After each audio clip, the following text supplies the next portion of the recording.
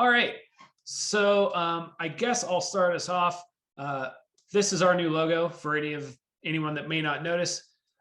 We have plenty of these stickers. So if you're interested in grabbing any at any point, just reach out. You should all have my email at this point, and I will be more than happy to give you some if you're in the area, or potentially even send them off to you through the mail. But yeah, if you would like a sticker of this, let us know. We've got some to go on the back of cars that look pretty cool. So in terms of kind of what I'm going to talk about today, like I said, kind of just a hodgepodge of things, as much as I can cover in 35 minutes about a structure and history that goes back to 1946. So while I'll try to fit in a little bit of everything, obviously we'll have to kind of glance over more than if anything was in depth. But first I'm going to talk about what is the lab and what is its history. I am going to talk about how I came to the lab here and how my research interests and my background kind of merges with that of the lab. Talk about the current research activities and where we're going in the future with that research. Talk about the new website and social media. And then, as everyone's been curious, I'm kind of going to give my thoughts on the upcoming winter, given recent forecasts and predictions that have come out. And then I'll take you guys outside as well. So overall, for those that may not know, because there's a lot of people in the area that seem to know who we are and that we are up here, but may not have visited the site. So we are a research station that is managed by UC Berkeley. The property is actually owned by the Forest Service, but we are managed by UC Berkeley, and we specialize in all things snow effectively, which makes sense because we are the snow lab. But we do hydrology, meteorology, climatology, snow physics, and instrument design, and a few other fringe things here and there. Effectively kind of looking at anything and everything that can be done with snow research.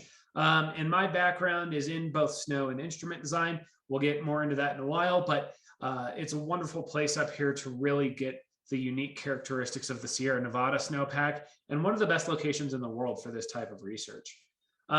So the property here contains numerous buildings. On the top left there, that picture, you can see the main lab building. And that is where I'm currently sitting. We have the main lab area, which consists of 3 desks, some various places for tools.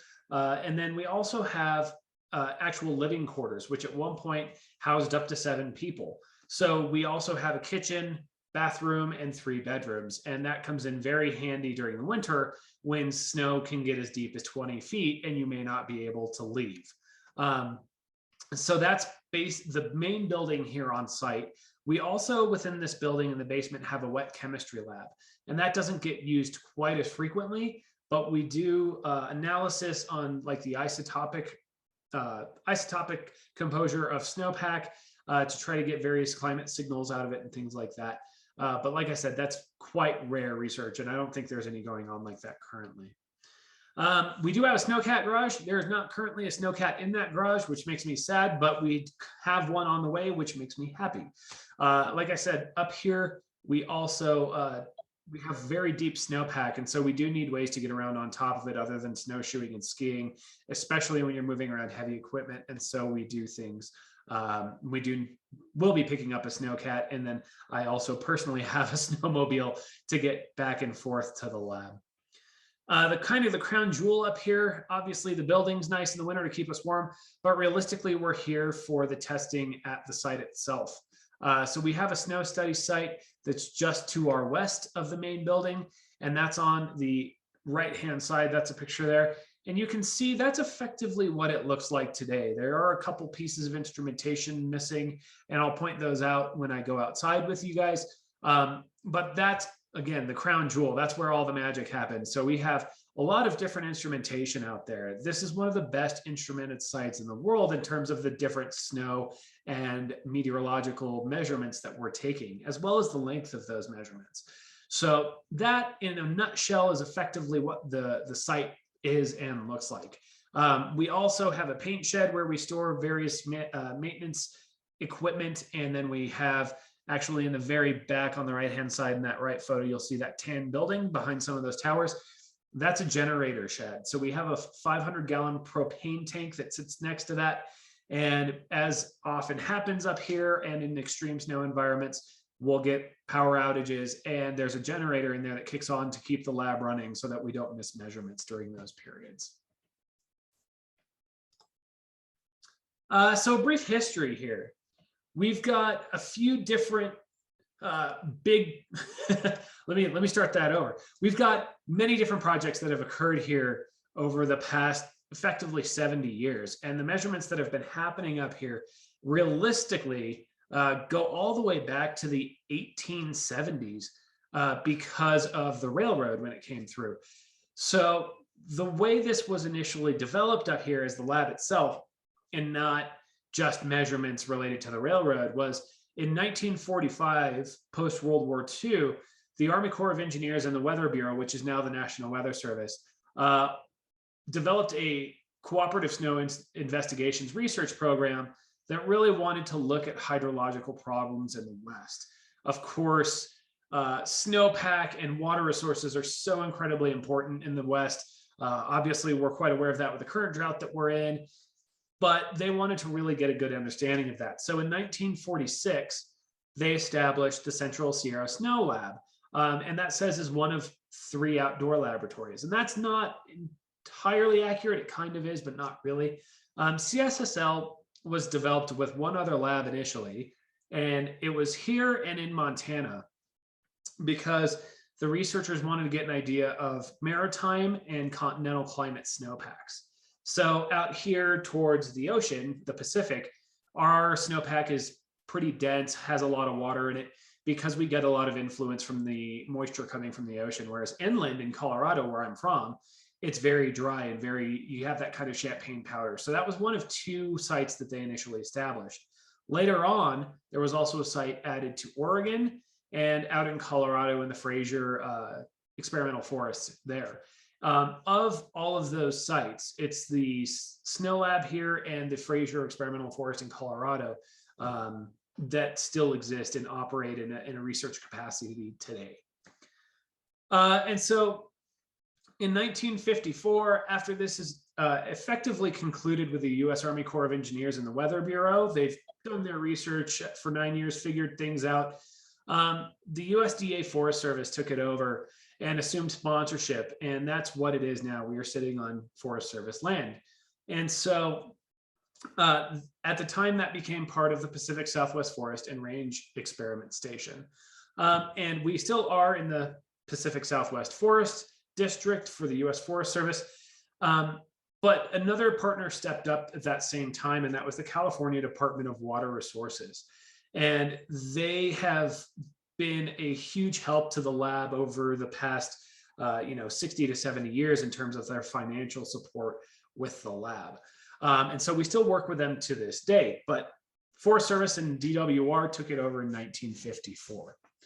And so on the top right there, you'll notice we do have a photo of the lab way back in 1947. The towers may look slightly different now than they did back then, and some of the locations are different, but overall, a lot of it looks the same, to be honest. The forest is definitely more dense than it was back then, but it looks pretty similar for the most part if you've been up past the lab recently. On the bottom right-hand side there, there's a March snow survey, and believe it or not, this is exactly the same way that we measure snow today using these snow tubes that they have there. I've got plenty in the lab, just over in the other room.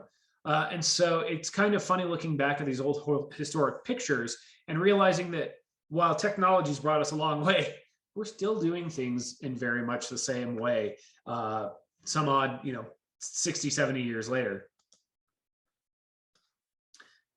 So continuing on, in 1996, the Forest Service PSW disbanded that project. And that's when UC Berkeley, the current manager of the property, stepped up and took over operations. And then from 96 to 2019, Randall Osterhuber, who was my predecessor as the lab manager, really worked on running the lab by himself and facilitating research. He did a lot of hard work to keep everything going on his own. And at the same time, also worked at the Onion Creek Experimental Forest. And Most people are familiar with the Snow Lab up here. What you may not know is that the Snow Lab also manages the Onion Creek Experimental Forest. And while there hasn't been a lot of research that's gone on there in the past, we do have a site down there, and that's on the bottom right there, that picture, that has a precipitation gauge at the top that's kind of that shiny thing with that metal-looking fence around it. And we're doing a number of testing down there, a number of research projects down there with the Department of Water Resources as well. So we do still work in the Onion Creek Experimental Forest. Between 2019 and 2020, Randall retired late in 2019. And at the time, we had reached out to or I shouldn't say we, because I didn't do it, but Berkeley reached out to some local ski patrollers who had planned on taking over the measurements. And unfortunately, that never materialized. But very fortunately for us, Justin Lichter, who lives up here in Soda Springs and writes some great survival books and is just an overall terrific person, realized that there weren't any measurements happening up here and stepped up in 2020 to help kind of maintain those measurements and then also maintain the facility. So that was awesome of Justin. And Justin did that until April of this year when I started as the new station manager. And one of the reasons why, between Randall's retirement, Justin stepping in, and my starting, it was kind of chaotic, is because we did lead to a gap in data. And for those of you that are aware, we have this incredible long-standing data record that you can see on the top right-hand side there of total snowfall or total precipitation over the years, as well as maximum snow depth from 1879 until present.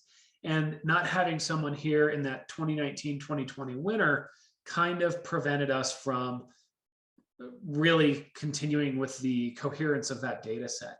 But we're working on some ways to fix that now, luckily. So, yes, yay, Justin. So that was really great. And that brings us up to current day and leaving off with me taking over in April 2021. So I'm going to give you a brief introduction to myself.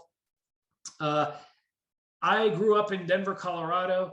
I have loved all things weather since effectively I was in preschool, although it took me a long time after high school to realize that it was my calling. So I did my Bachelor of Science in Meteorology out in Denver and worked at the National Center for Atmospheric Research out there for a while, doing some various things with aviation. So at NCAR, I was looking at how winter weather affects aviation overall, because if you get ice buildup on aircraft, they don't really like to fly. So in my time out there, and you can see on the bottom right-hand side, that's actually the NCAR test site where all the instrumentation is. I'm no stranger to this type of instrumentation or this type of work, and I really enjoy it. In my past time in Colorado, I love to storm chase, which is what that center image is. Those are some severe thunderstorms with tornadoes on them, and that was in Kansas in 2016, I believe, and was one of the few times when we didn't have any other storm chasers on a storm, and it was wonderful. On the top right-hand side, that's the last storm chasing trip I made in Colorado. That was in June 2017, and that day was absolutely incredible. I think we caught 7 tornadoes, and at one point there were 3 storms right next to each other with tornadoes at the same time. But obviously my first and foremost love is snow, and you can see me in my element on those left 2 pictures. On the bottom one, I had one of my sites during my PhD that decided it wanted to snow over the top of my solar panels. And so I was digging the snowpack out from around those solar panels on a very regular basis, but it got me some exercise, so I was excited for it. I loved my work in Colorado, but I wanted to go to school to get my doctorate, and I needed to do that in a very snowy place. And I decided to go somewhere probably most people associate with snow. Does anyone want to take a stab at where that is? Throw it in the chat. Who has a guess? Where else is snowy? Well, I suppose I'll just tell you then. I went to Australia. Yes, everyone associates Australia with snow, right? Okay, so maybe not so much. But believe it or not, Australia has a big need for snowpack. And on the bottom right-hand side there is the Snowy Mountains out in southeastern Australia. And they feed about 70% of agriculture in Australia with their water. So quite important down there. And these are some of the sites that I deployed. My research for my PhD actually looked at the impacts of wildfire on snowpack properties and how much water we get out of the snowpack as a result. Something that I'm interested in here as well, for good reason. And so I see you're from Australia as well, Christine. What part? Anyway, I'll keep talking while she answers that. But there's an incredible difference in that area between areas that have been affected by what they call bushfire in Australia, or what we know as forest fire or wildfire, and then of course areas that haven't been affected. And I'm not going to go too into depth with some of these plots, but I'll just show you some of the work that we did down there. The first being this plot on the left. And so if you want to look at this quite plainly, we put sensors from the ground level all the way up to about 3 feet in the snowpack, and we put them in there every 4 inches to measure temperature. And so on those 2 plots on the left, here in B is the in the regular forested area, and in C is the fire disturbed area. And so first of all, you can see that there's a lot less snow in the fire disturbed area, which is actually opposite of what we know up here in pine needle forests. But the other thing too is you can see that the air temperature, when that shifts in that top plot, it affects the entirety of that snowpack in the burned area a lot more than it does in the regular forested area. And so that was one of the not terribly surprising things, but it was very interesting to see that air temperature has such a strong control and can lead to potentially greater snow melt in those areas. So this center image that I just put up actually is kind of the same thing. We took measurements of temperature leading away from tree stems or tree trunks. And one of the things that just about anybody who's been in a forest in the winter can tell you is, of course, we have tree wells, right? Well, just like up here, Australia develops tree wells as well. And they have a very strong control on snowpack temperature around them. And what we found overall, again, the top one is in the undisturbed forest area, and the bottom one is in the burned forest. But first of all, in the area that hasn't been burned, it's pretty consistent throughout the day, the temperature, right? We also found that with those, even though they still develop tree wells, those tree wells help to cool the snowpack and keep it around for longer. Whereas the areas that have been disturbed by a fire or have been burned, there's a lot more change in temperature throughout the day, as you can see in that bottom image, and that can lead to greater development of those tree wells and warmer temperatures next to it.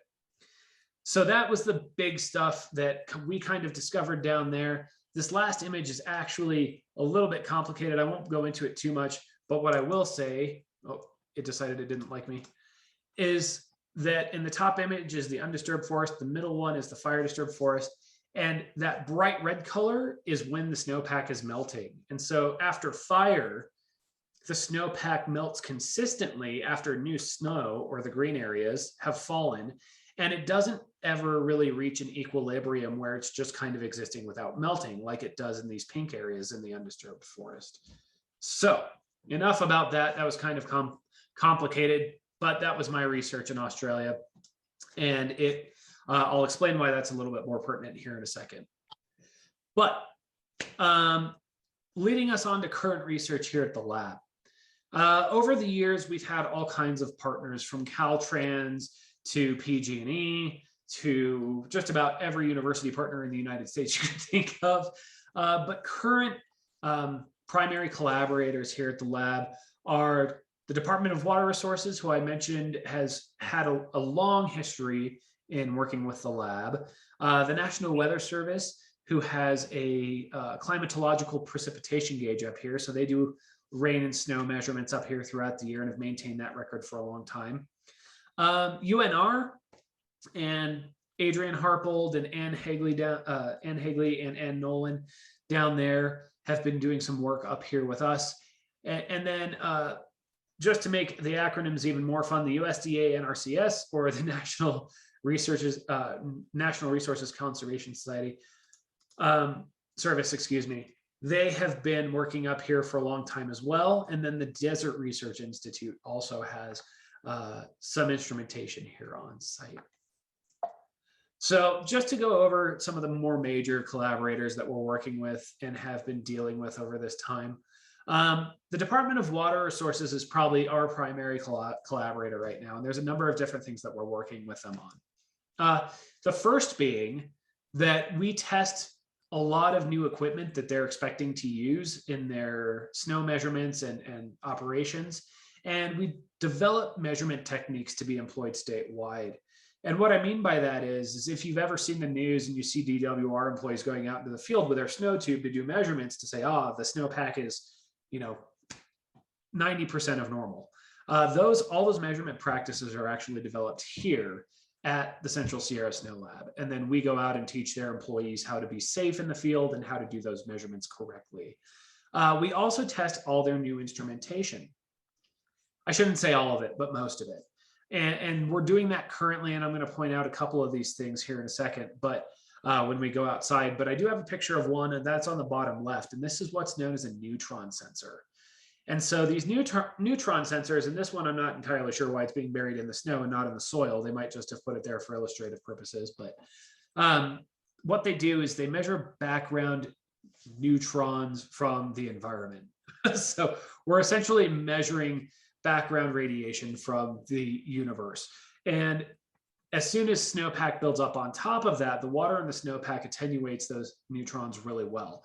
And so we're able to get a detailed measurement of what the water content of the snowpack is without personnel having to go out physically measuring it with those tubes.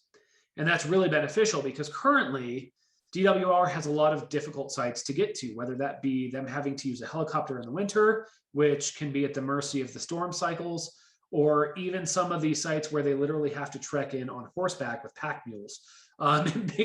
It makes getting measurements out of those sites very easy to use an instrument like this instead of them having to go into the backcountry on skis or with helicopters and things like that. So that's one of the things that we've done. On the bottom side of the page, kind of the left, you'll see the Snow Surveys Procedure Manual. That was developed by Randall Osterhuber, again, my predecessor, and we're continually updating that. That is used for all DWR snow measurements throughout the state of California.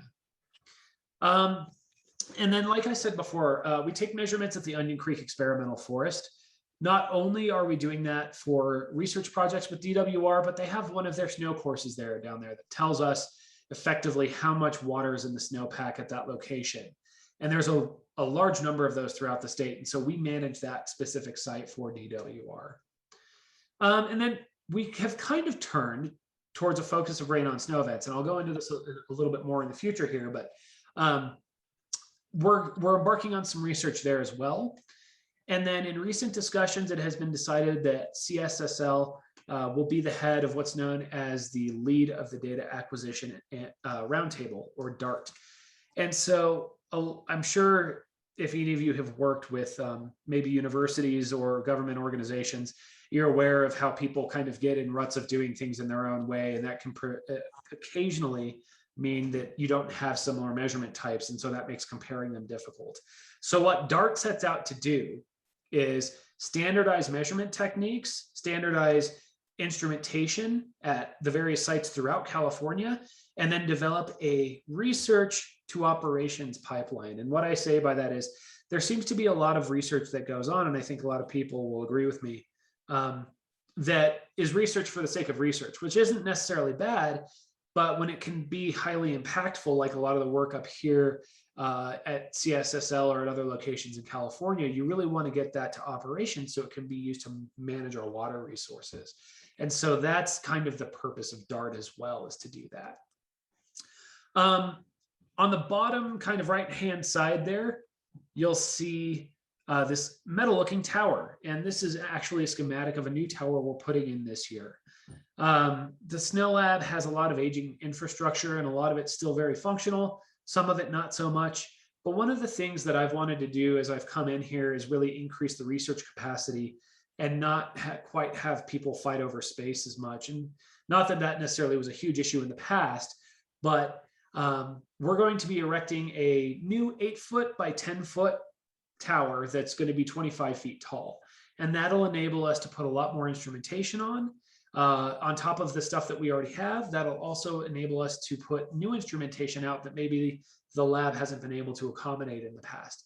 Things like what are known as METEC radars, which point straight up in the sky and show rain and snowfall. And so that can give you a timeline over, an entire event. We are also looking at doing things like what's known as LIDAR that can do some very nice scanning of the atmosphere to determine different storm patterns and things of that nature, and different precipitation types and things like that. So we're very excited to have this new tower. It'll be going up, and I think construction is going to be starting here in about 2 weeks. So we're very excited for that, and we appreciate DWR's support with that as well.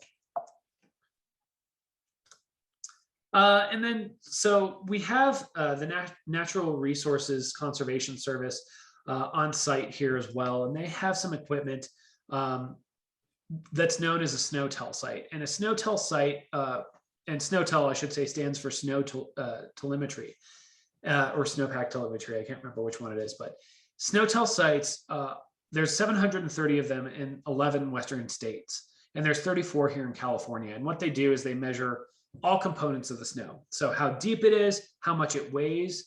You can see in that picture on the left, there's what's known as a snow pillow, and that has steel pillows effectively that have air between two pieces of steel. And then it has fluid in it. So as snow sits on top of it, it weighs that snow. And when you combine that with a snow depth sensor above it, it can give you how much water is in your snowpack. And so these sites exist all over the Western US, and they have solar radiation and all kinds of good atmospheric measurements as well. What's interesting about the one here at CSSL is we have the only one in the world, I guess, in the US, because this is a US project, that is located with other instruments. So these are all generally out in the middle of nowhere. They're hard to access, but we have the ability to test our new instruments that are being used, or new methods that are being used, against those that have been standards for as long as the SNOTEL program's been going on, which is quite some time now, several decades. And we can test that against their standards and maybe help them develop new standards as well. So we really enjoy having that SNOTEL site here. And there is a place you can go to for that data as well, and I'll point that out in a bit. But that's NRCS, who has done not just the SNOTEL work, but some other stuff up here as well. And then finally, the Desert Research Institute, they've been really great with monitoring and stepping up into things when there's the lab's kind of fallen short. Like when Randall left, there was an issue with maintaining some of the precipitation gauges, and Greg from DRI was nice enough to come up here and help us out and really get together these measurements again. And so they have a number of different meteorological and hydrological measurements going on here on site as well. So with my background and knowing our current research interests, I want to talk about the future research focuses here at CSSL. We're still going to continue doing things like snowpack physics and maintaining our long climatological measurements of snowpack and air temperature and things like that. But there are a number of these areas that are developing further as climate change progresses that are going to become highly impactful, or already are. I don't think it's any surprise to anybody in here that fire has been taking off this year. It was a big problem last year, and this is going to continue. It's increasing in frequency and severity. And so realistically, all of these research interests, of course, are snow focused, which is why we have our little snowflake and a triangle up there. But the first real thing we want to look at, and this relates to my PhD research, but how does fire alter the landscape and then alter the snowpack as a result? So when we remove that canopy, when we char these trees and they turn black, and that black material then falls onto the snowpack, how much does that accelerate snowpack melt, right? And does that actually mean less runoff? And that's not necessarily the case, because in pine needle forests, you actually get more snow after a fire, because it removes all the tree branches that might ordinarily catch some snow and then have it evaporate. So even though there might be more snow falling, within those burned areas, what does the timing look like? Does it melt earlier? And if it does, how do we make sure we manage that correctly when it sits in reservoirs and evaporates, right? So that's going to be a big focus. Another focus, and this is an image on the bottom center, that's of a rain event. I should say on the bottom left, that's a satellite image that I took yesterday, showing, as if you look, northwest of Lake Tahoe, you can see the big Dixie fire scar that's currently still burning. And then, south of Lake Tahoe, you see the Calder fire there as well. And you can see all those fire scars across the landscape. And that's one of the reasons this is so important, is because these fires are altering large portions of the Sierra Nevada. So we need to understand how our water resources are going to respond. But anyway, bottom center there is Reno in, I think it was 1996, 1997. Forgive me for not having the exact year. I'm still getting used to the history of the region. But that was after a rain on snow event. And this is something that I did with a couple other researchers in Australia as well. But this is a big interest from DWR and University of Nevada, Reno as well, in terms of understanding and forecasting and creating warning systems for rain on snow events. Because effectively, when you get warm rain falling on a deep snowpack, like it did in the event pictured at the bottom there, and I think that was 96, you get flooding because the rain helps to melt the snowpack rapidly. So you wind up with these big flooding events that then can destroy areas and are natural disasters, but that also means less meltwater in the spring and potentially summer, if it's a good deep snow year, that we would be getting, because the rain's really getting rid of that. And so we're doing a lot of work with DWR on determining the state of current rain on snow research, and then UNR in expanding that and saying, okay, what kind of snowpack conditions need to exist for these to be severe events, right?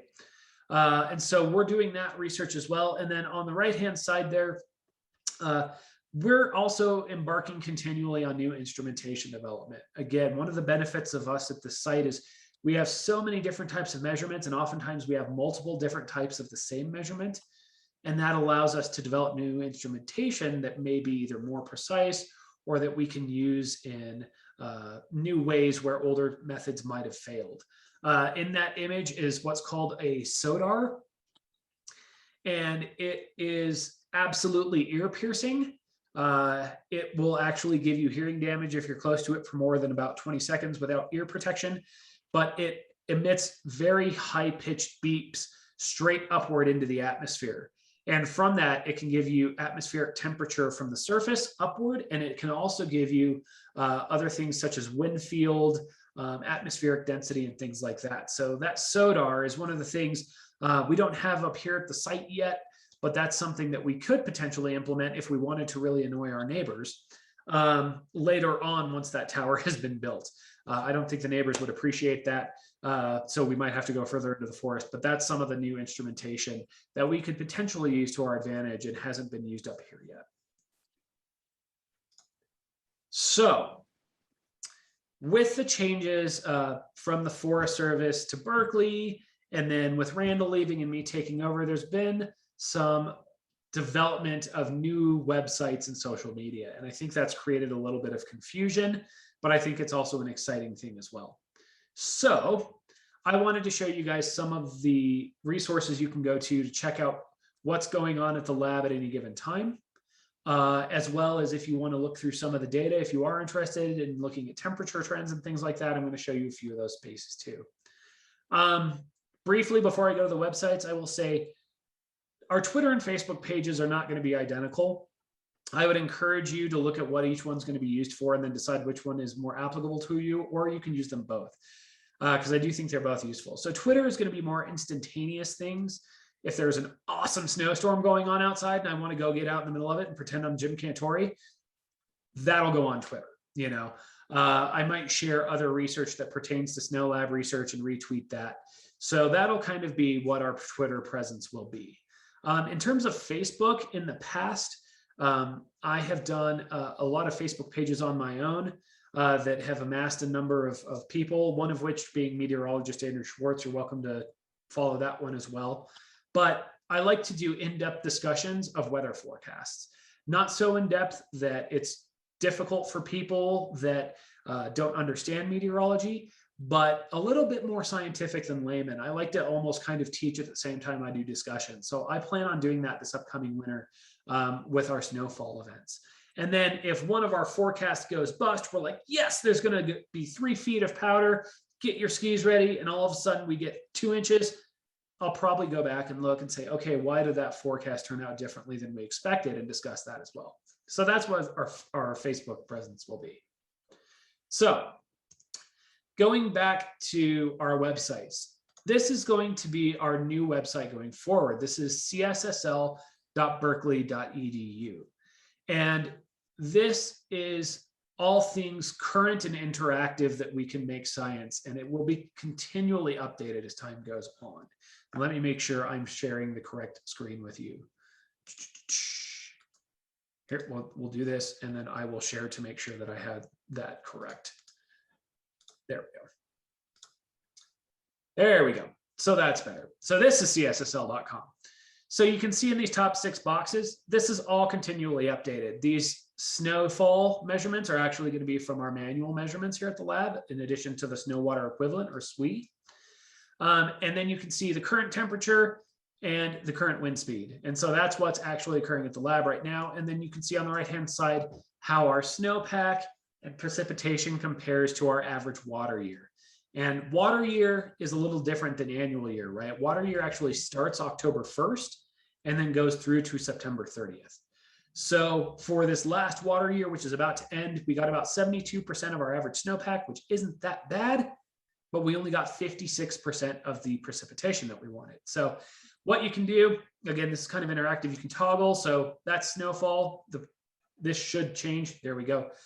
So the plot changes to precipitation. And if you're curious, if you want to look, you see some cool storm that happened at the end of January, you can actually drag and drop and zoom in and then double click to pull out. But this is our new website going forward. And I encourage you to get on here, play around with it. I will warn you, because it does pull live data every time you log in, some of the pages do load a little bit slow, but if you're patient with them, generally they take anywhere from 10 to 30 seconds or so. But that gives you a chance to come over and check out the news tab, which has our Facebook and Twitter tabs, and then other news stories, or check out, about us, or come to where you can find our data. Or as I mentioned before, we still have our Snowpack Climatology, and this is the one that's been updated through 2020. You'll notice that there isn't a total snowfall bar for 2020 because we're still working that out with the gap in measurements, but that should hopefully be done soon. And you can, again, really interact with this plot. Drag to the period that you want to see. You can see the late 1800s and really compare those, or you can bring it back out to the wider years to really look for a trend. And you can download the plot on the left-hand side. You can also download the data that was used to make this plot. So we're going to keep updating this site as much as we can. This recent conditions tab is awesome because if you're interested in weather or want to know what's been happening up here up at the summit, this will tell you the temperature and relative humidity. Again, same thing, drag and drop. You can also check out wind speed and direction, and you can check out incoming solar radiation. And to be a nerd, just for a second, to nerd out on you guys, I don't know if you've heard of anabatic and katabatic winds, or upslope and downslope winds is what they're more commonly called.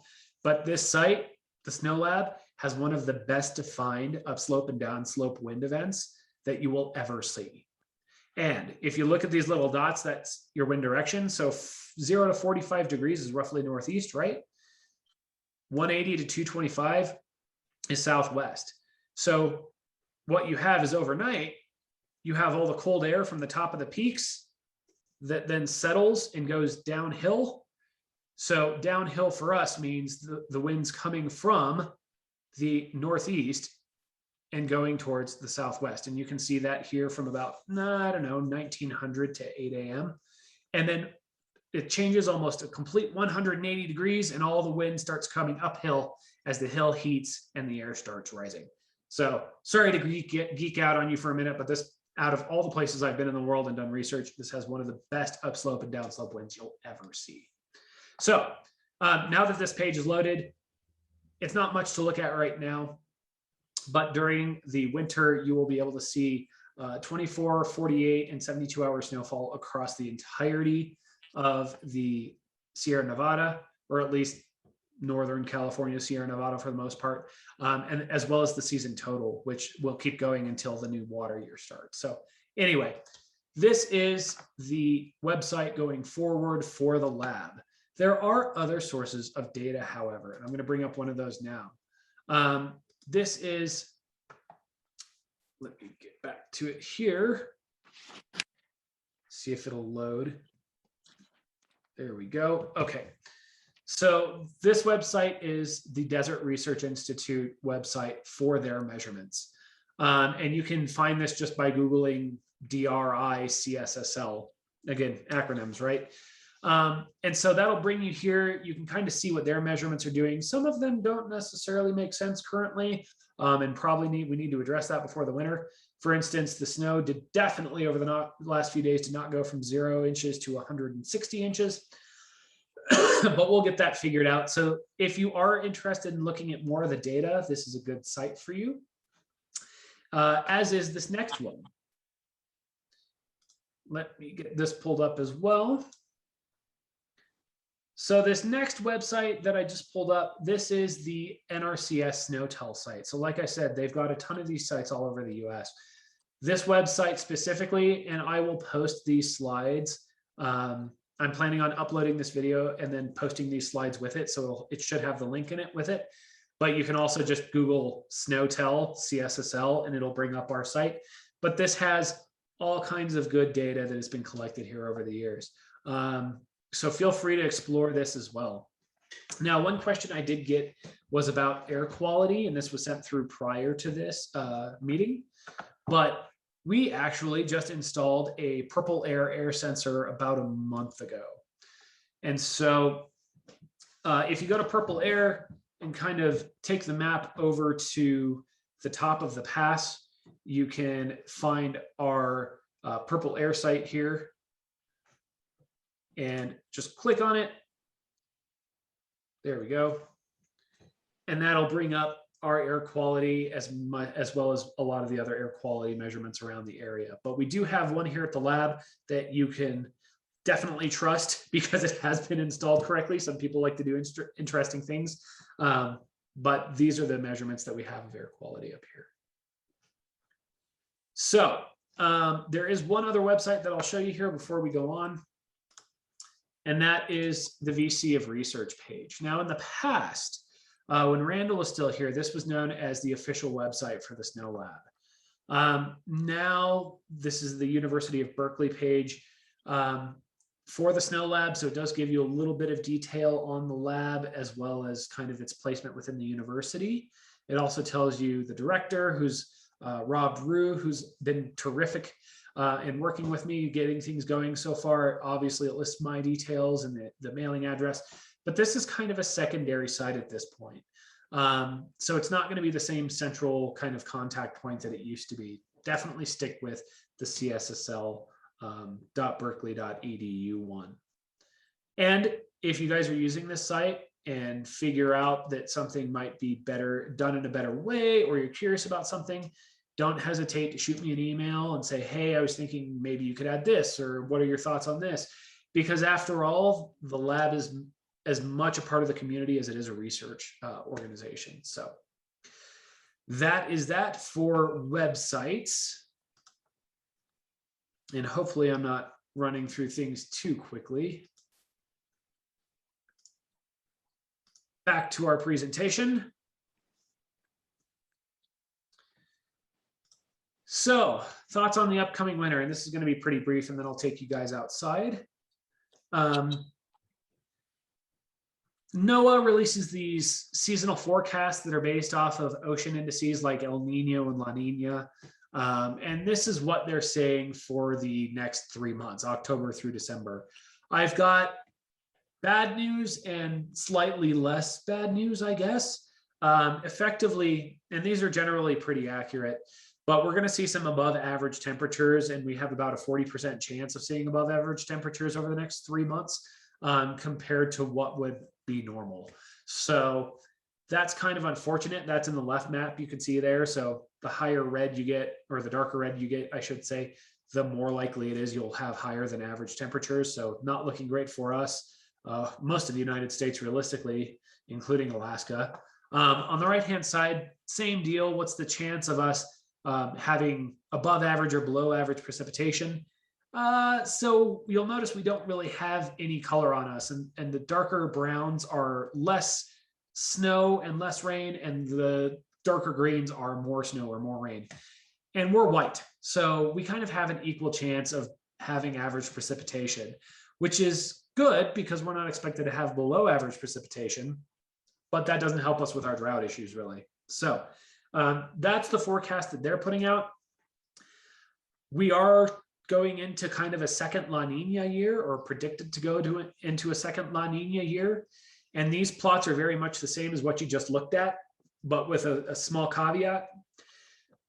This guy, and I'm going to butcher his last name, but Brian Brett Schneider, maybe I didn't butcher it, I don't know. He's the Alaska State climatologist. I would highly recommend you follow him on Twitter. He has amazing information, not only that pertains to Alaska, but to the entire US, and is quite funny as well. So I would really encourage you to get on and follow him.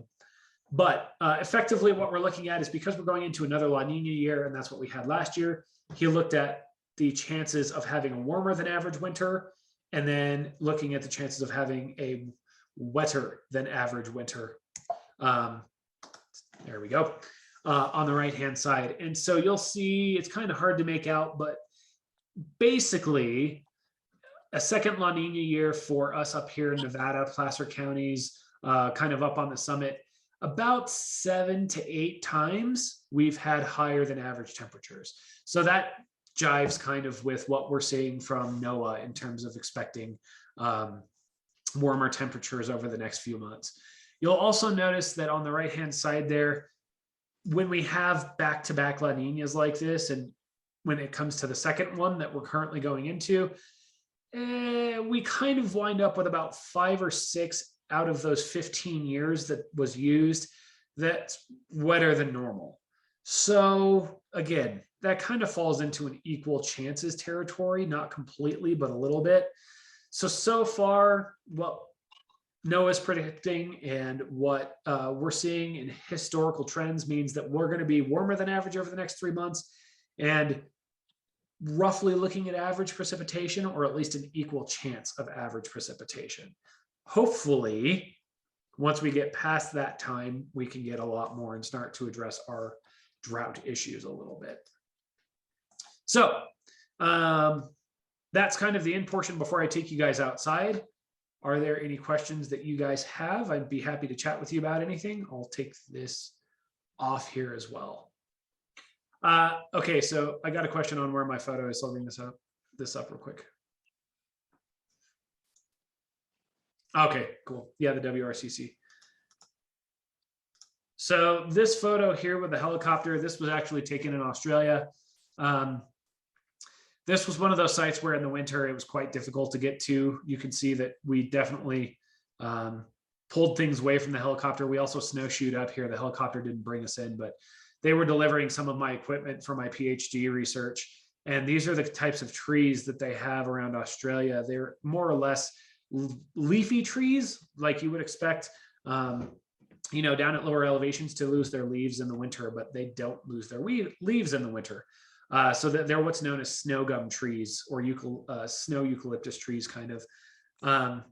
But yeah, we use this helicopter a lot to help us get in equipment, things like that. This was, I forgot that you're from Oz. So this was, one of my sites was, I should say 2 of my sites were directly across from Perisher Ski Resort.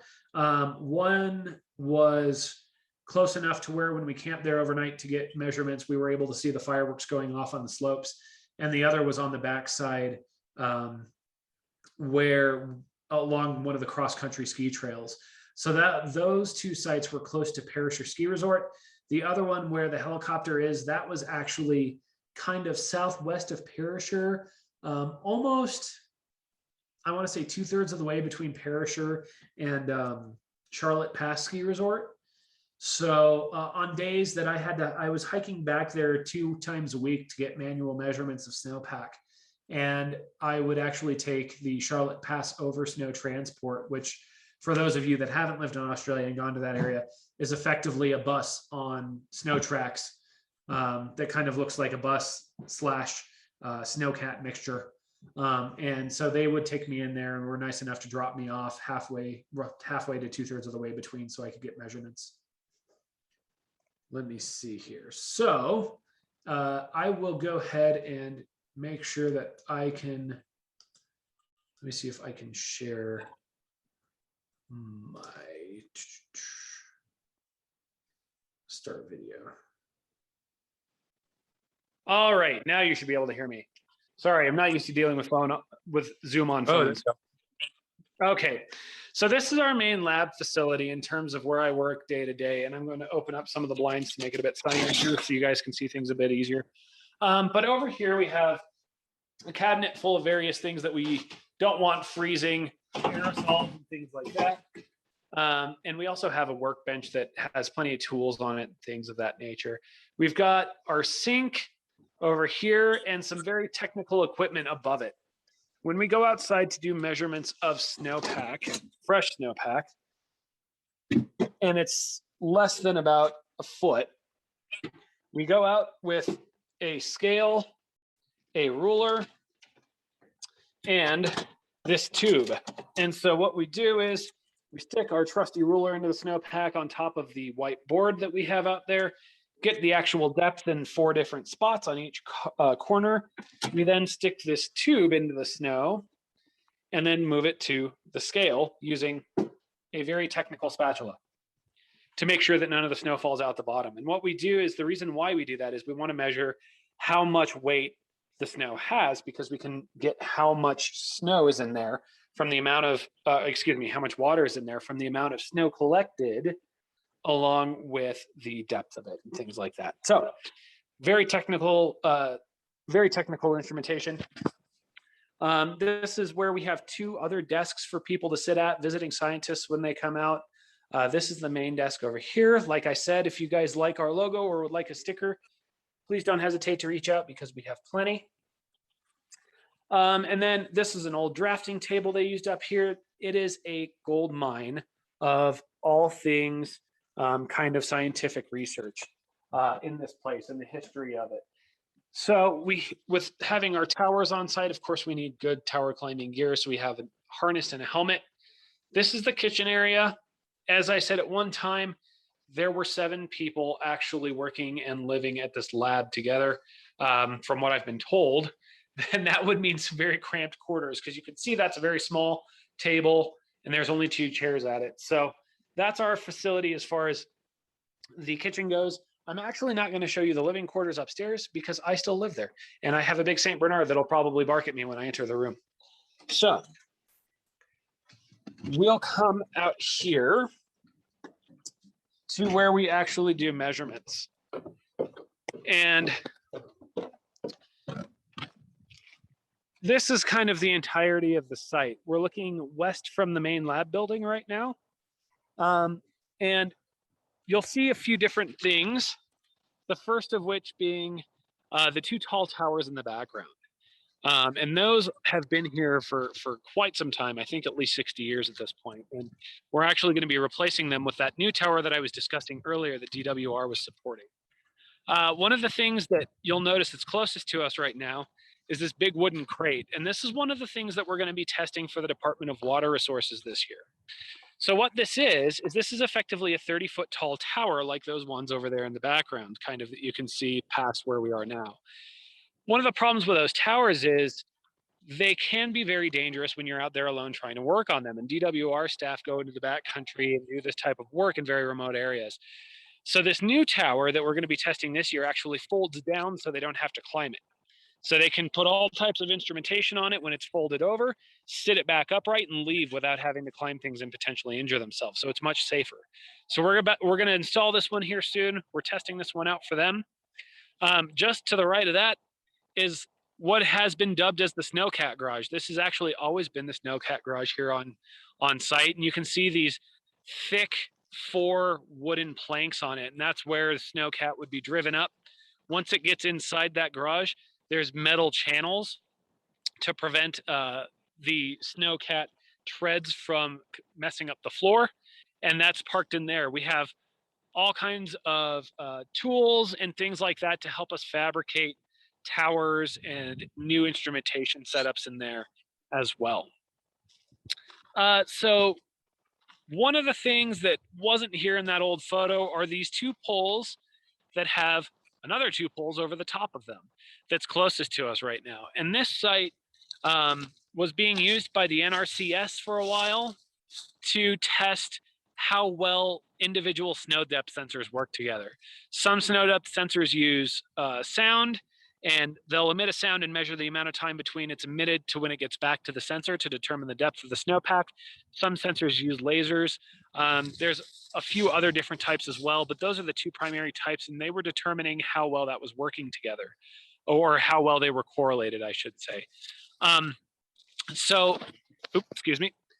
With this tower, though, that project ended a few months ago, and the University of Nevada, Reno is actually going to be coming in and using this to do some measurements of snowpack temperature.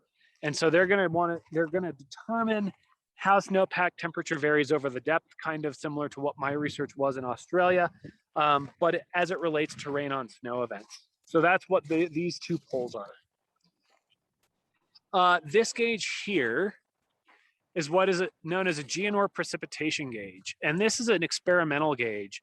Geonor has manufactured precipitation gauges to measure rain and snow for a very long time. And the way these gauges work is they have a bucket and it weighs the bucket in a very unique way. It's not like your bathroom scale where there's, like a load sensor.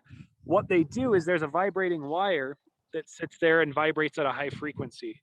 And as water is added to the bucket, it falls into a solution to make sure it doesn't evaporate. That's propylene glycol generally with a mineral oil on top. And so it falls in there, it melts, and then as weight is added, the frequency of those wires when they're strummed actually goes up. So it's no different than if you have a bucket at home on a piece of rope and you add water. Generally, if you're plucking it without water, it's kind of wobbly and loose. It might make a little bit of noise, but not much. As you add more water, it's going to start to sound kind of goofy like a guitar string, right? And so that's what these gauges do. This one, actually, the reason why this one is experimental is you'll see how tall it is. That's about 4 to 5 feet tall up on top of that tower, just the gauge itself. And if we turn around over here, and I don't know if you guys can see this, on the tower on the left, on the very top left-hand side, you'll see kind of a silver shiny gauge with a silver fence around it. And that's actually a Geonor as well. The problem is that Geonor is very small, and so you have to replace the fluid inside of it very frequently. Like I said, there's propylene glycol in there and mineral oil to make sure the water doesn't evaporate when it falls in. The problem is in deep snow environments like we have here, you have to very frequently replace that fluid with new fluid so that it doesn't overflow or overrun, and you can get consistently good measurements. And so this one is much, much larger and will require require longer maintenance intervals so that you might have to do it only once a year instead of 4 or 5 times a year. This sensor here we just installed, this is what's known as a present weather sensor, and that's all the way up there on top. It effectively emits a laser on one side and then looks at how that laser is reflected by materials in the atmosphere on the other. So what it does is it sends out a laser, it goes, okay, cool. From the backscatter, from the scatter that I've measured, it looks like this is a snowflake or a raindrop, or it could just be dust. And so it'll classify whether it's raining or snowing or dusty. And these exist all over the world and are often used in airport applications to determine whether it's raining, snowy, or what the visibility is like on runways. And so the reason why we've installed that is part of our project with the DWR to determine the very moment that rain starts falling on snow in case there's a transition from snow to rain or vice versa. That way we can look at the response of the snowpack and potential response to the water afterwards. How soon after rain do you start to see maybe increases in stream flow? That's the reason we've installed the sensors, to try to look at things like that. This gauge here on this tall tower, this white one, this is another precipitation gauge like the Geonor that we had over there, except this is what's known as a Fisher Porter, and this is owned by the National Weather Service. This is one of their climatology precipitation gauges. And if you'll notice, this gauge and these gauges are actually on towers that are all of 12 to 15 feet tall. Well, in tall snow years up here, we get up to 20 feet deep. And so we need to be able to keep these gauges above the snowpack. And this one, while it's good on most years, there's been a number of years where it'll get capped over with snow and the data can't be used. And so the National Weather Service in Sacramento has also been a very big supporter of this new tower going in, and they're helping us pay for some of the construction work to get this new tower in so that we can then take this gauge and put it up above the snowpack so it's never missing measurements. This tower right here is the has the instrumentation for the SNOTEL site. So you'll see kind of on the left-hand side there, this bizarre stick sticking out. That is what is known as a sonic snow depth sensor. So that's one of those ones that emits a sound towards the ground and measures the amount of time between it hitting the ground, or snowpack in our case, and then bouncing back up. And that tells it how deep it is, which means, if you recall from our diagram before, that there should be one of those snow pillows underneath it. And if you look, you should see the ground move a little bit. It's kind of hard, I'm sure, because I'm also moving the camera, but effectively, if you can imagine putting some water in a Ziploc bag until it's about half full and then pushing on it, and the kind of ripples on top that you see, that's what goes on with this snow pillow that's filled with fluid. In the back there, that's called a missile gauge because it's got those funny fins on the bottom of it, and that missile gauge is also part of the SNOTEL site. Next to that, we have another piece of our very technical instrumentation. This is our snow stake or snowboard. And what this is it's painted white to make sure that it's the same color as the snow, although it does need a new coat of paint. And it's got this tube in the middle of it to give us a good first indication of how deep the new snowfall is. So every time it snows, before it snows, we take this out and set it on top of the snowpack. That way we can measure accurately how much fresh new snow has fallen since the previous measurement. We have all these other automated ways of doing it, but this is the way the manual measurements are done. So the ruler that I showed you inside, the scale that I showed you inside, and the tube that I showed you inside are all used on this board. So we take measurements from each of the four corners, and then we average those to get what the snow was since the last time it snowed. This tower here has all kinds of fun instruments that, if you'll notice, are kind of on at weird angles. Some of them have wheels on them. That's because they can actually be cranked up as the snow gets deeper. This arm measures incoming and outgoing shortwave radiation or solar radiation. So on top, we've got this dome. And on the bottom, we've got a similar one. These are called pyranometers, and they measure solar or shortwave radiation. So as the snow season goes on, this can be lifted as the snow gets deeper. That way we have a measurement right against the snowpack of solar radiation. Same thing with this. This is an old weather instrumentation box that has wheels on it as well for the same reason. This we actually don't use anymore, but these are used at many climate locations around the United States. Okay. So you open that up and you've got thermometers inside. Now again, these ones are old, but generally there's a thermometer for max temperature, thermometer for minimum temperature. Oftentimes relative humidity measurements are made in these boxes as well. So that's what this box is.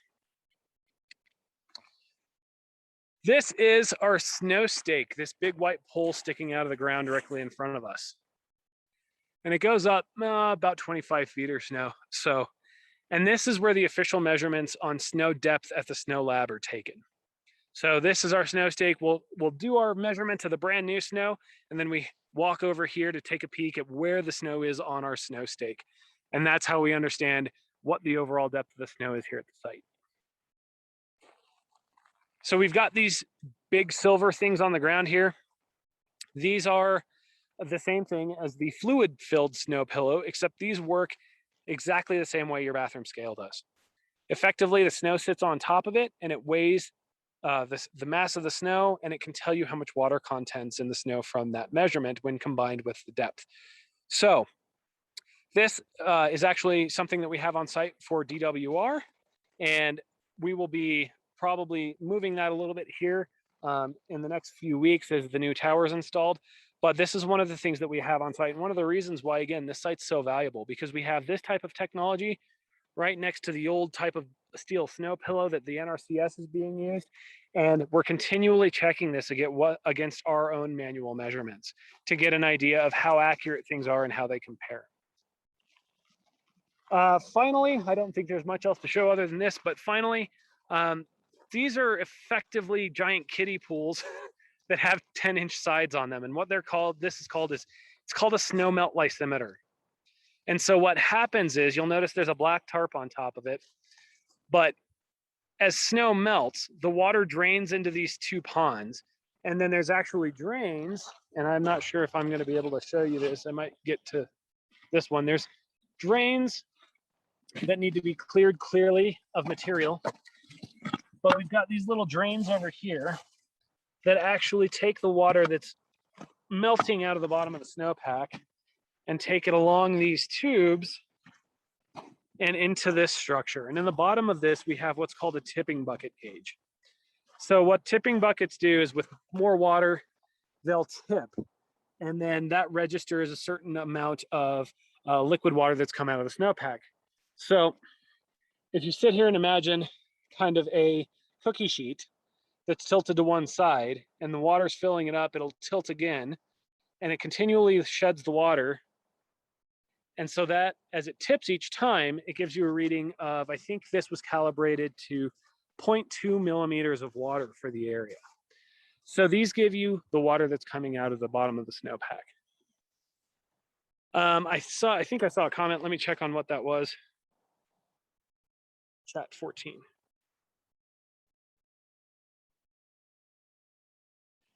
Have I worked with Dr. Dozier? Let me see here. I have not worked with Dr. Dozier out of UCSB yet.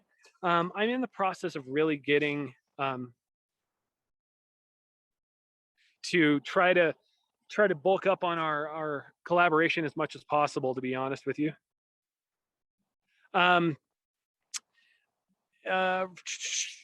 My perception is that it's not snowing as much on the summit as it did 20 years ago. Is this my imagination? So you're not wrong. Let me turn this around here so you're not just staring at random parts of the site while I'm talking to you. So in terms of snow on the summit, some of the data that we have, and you guys can look at this as well on that data set that I posted on the website, it shows that we're getting more precipitation than we used to, but effectively that it's turning to rain. And so you're not wrong. We are seeing less snow on the summit than we used to. It's transitioning over to that rain. And again, that's why that rain on snow work is important and concerning, is because with that transition to rain, we want to understand, is there maybe a tipping point where even if it is going to snow, is there so much rain that it's going to cancel out the storage of that water in the snowpack because it's going to melt every time? But not entirely your imagination. We haven't published any papers on that yet. I'm filtering through some data, looking at climatological trends right now, and I'm hoping to write that over the winter, but definitely not your imagination. That's something that we've for sure noted. Lori, yes, snow level has been rising. I was actually just reading through a paper yesterday that said that on average, snow level is rising by 72 meters a year, if I recall correctly. Now, obviously, we're quite a ways above snow level for where it needs to be for us to get snow, but that is concerning. If you think about 72 meters a year, it's not going to be long before we start to get a lot of rain out here and less snow. So any other questions that you guys have? I'm happy to talk more about instrumentation or anything.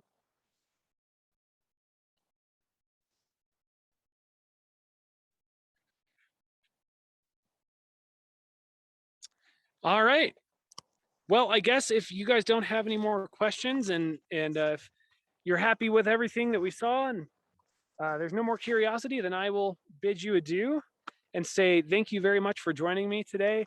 It's too bad that we weren't able to do it in person, but I'm very excited that we were able to do it at all. So if you need anything, don't hesitate to reach out. You have my email. I love to be in touch with everyone in the community. Get back to me as soon as you can. All right. Thanks, guys. You have a good one.